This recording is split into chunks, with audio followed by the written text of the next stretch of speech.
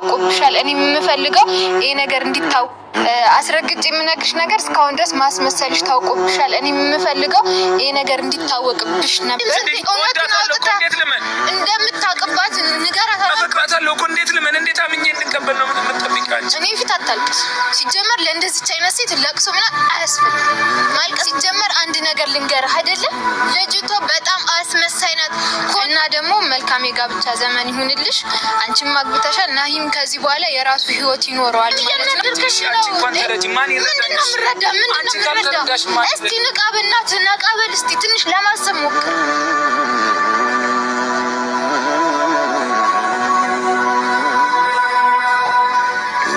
እና ደግሞ ሳላረገችው ነገር ራሱን በጣም ነው ደስ ያለኝ ከዚህ በኋላ አይወላውልም እየሄደ ራሱ መለመን አይተበቅበትም ምክንያቱም እሷ ማድረግ ያለባትን አድርጋለች ትክክል በቃ ጎበዝ እኔ በጣም ነው ደስ ያለኝ እንኳን እንደዚህ ያረክሽ ከዚህ በኋላ መውላወል የለም በአንድ ልቡ ይረጋል ማለት ነው እኔ የምፈልገው ይሄንን ነበር በቃ እስከዛሬ ድረስ በጣም ተመላልሶ አልቆርጥለት ብሎ ነበር አሁን ግን ቆርጥለታል ብዬ አስባለሁ እና ደግሞ በዚሁ አጋጣሚ ልነግርሽ የምፈልገው ነገር ይሄ ለውብዬ ነው ከዚህ በኋላ ከናሂ ህይወት መውጣት አለብሽ አስረግጬ የምነግርሽ ነገር እስካሁን ድረስ ማስመሰልሽ ታውቆብሻል እኔ የምፈልገው ይሄ ነገር እንዲታወቅ ነበር እኔ ስፈልግ የነበረው አስሬ ያዞንባሽን ብታቆሚ ነው የሚሻለው እሱን እንደምትወጁ ማስመሰልሽን ምናምን እንደ ጥሩ ሰው ራስሽን አክት የምታረጊውን ነገር ማቆም አለብሽ ምክንያቱም እኔ አቅሻለሁ ሌሎቹን ናሂን ምናምን መሸወር ትችያለሽ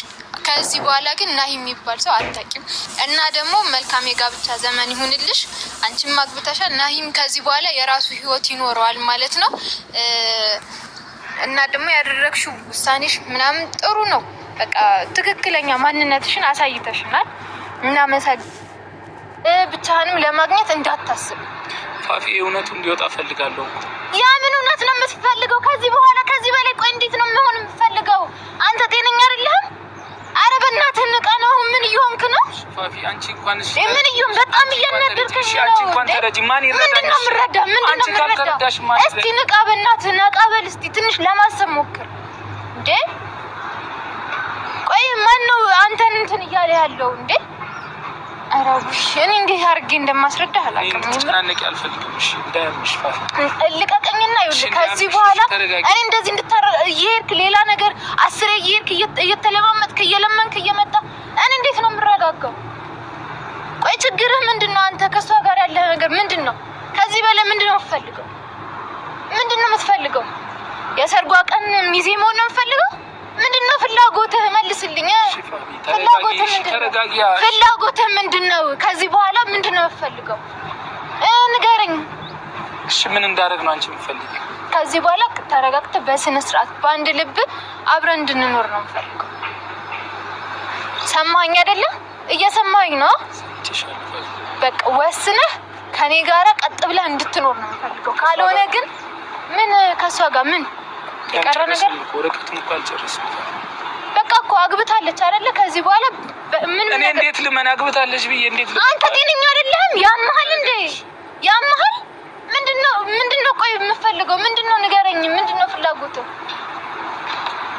እንዴት ብዬ እንደዚህ ታደርጋለች እንዴት ፋፊ እንዴት ቆይ እያበድክ ነው እንዴ እኔ ያመንኳት እንዴት ታደርገኛለች ፋፊ ስልሽ እንዴት ቆይ እንዴት ይደረጋል እንደዚህ አንተ እስቲ አንቺ በኔ ቦታ ምን እንደምታረጊ ፋፊ ንገሪ አያገባኝም በቃ እኔ አያገባኝም አንድ ነገር ልንገርህ ውሳኔን ወስን በጣም አትሄድም ሶሪ የትም አትሄድም ሶሪ በጣም ተጨናነኩኝ ለምንድነው ማትረጂኝ ተጨናነኩኝ እኮ ነኝ ናሁም ወስንና ንገረኝ አልረዳም በቃ ወስንና ንገረኝ ያንተ ምንድነው ከሷ ያለ እሺ እኔንስ ማን ይረዳኝ እሺ እኔ አንቺ ጋር የመጣው ሰላም ለማግኘት እኮ ነው ለምን እንደምጨቀጭቂኝ ቆይ ጓደኛ አይደልሽ አትረጂኝ ምንድነው የምፈልገው ከሷ ከዚህ በላይ ምንድነው የምፈልገው ንገረኝ ምንድነው የምፈልገው ትንሽ ልታገዝ እኔ ቆርጬ ልቆርጥ አልቻልኩም ለምንድነው የማትቆርጠው ቆይ ምን አለ ከሷ ጋር ሰላም አይደለም እኔ እንጃ በቃ የሆነ ስሜት ይሰማኛል ከሷ ጋር ምን አለ የሆነ ስሜት ይሰማኛል እስካሁን አልወጣችልኝም ፋፊ ለምንድነው የማትታገሽኝ ናይ አሁንም ከኔ ጋር መጣላት ፈልገሃል መሰለኝ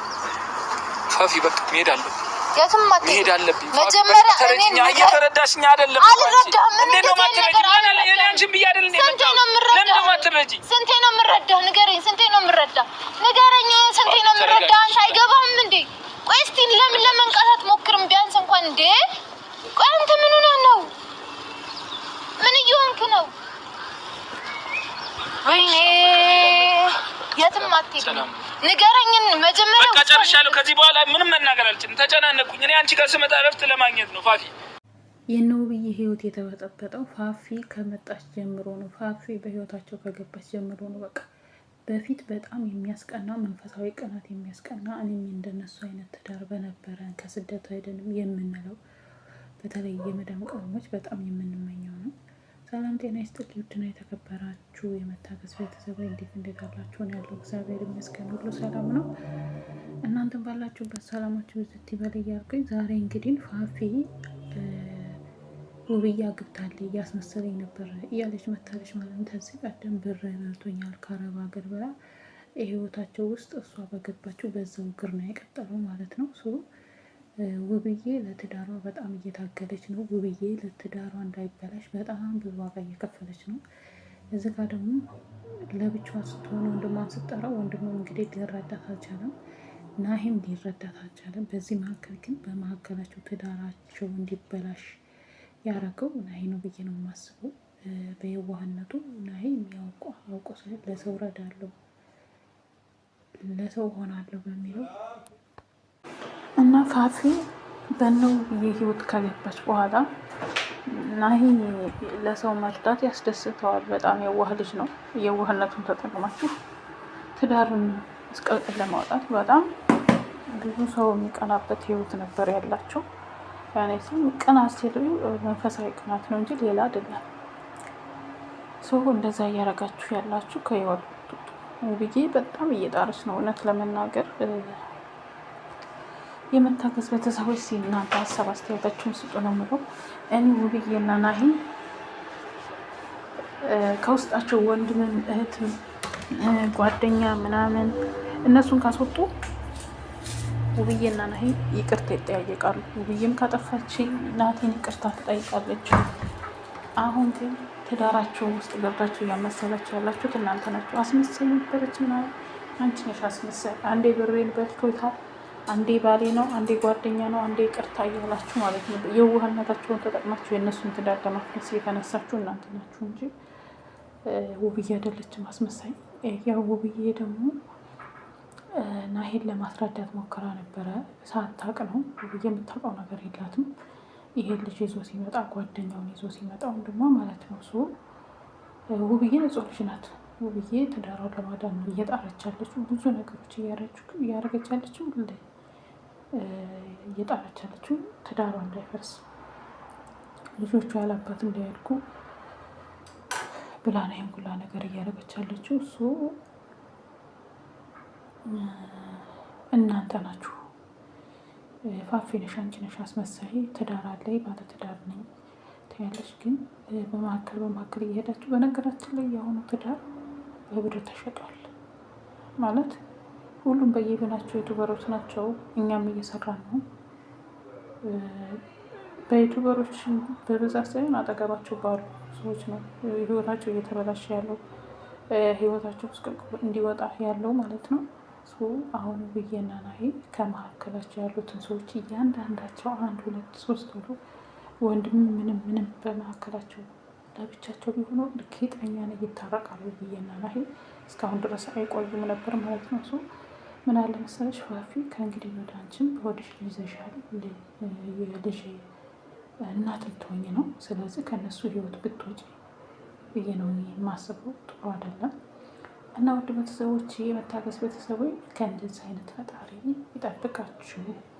ትዳርን ብትይዙ የተባረከ የተቀደሰ ትዳር ያርግላችሁ። በስደት ያላችሁ ያሰባችሁት ይሳካላችሁ እያልኩኝ ሀሳብ አስተያየታችሁን አስቀምጡ። ላይክ ሰብስክራይብ የምታደርጉት እጅግ አድርጌ አመሰግናለሁ። የውድ ቤተሰቦች ክበሩልኝ። እንግዲህ ድምፄ ትንሽ ቀስ አድርጌ ነው ያው ታውቃላችሁ የመዳም ቅመም አንዳንዴ እንትን እያለች ነው። እና ውድ ቤተሰቦቼ በጣም ይቅርታ ለድምጤ እያልኩኝ ሰላማችሁ ይብዛ። ወዳችኋለሁ። ሁላችሁም ባላችሁበት ሰላማችሁ ይብዛ።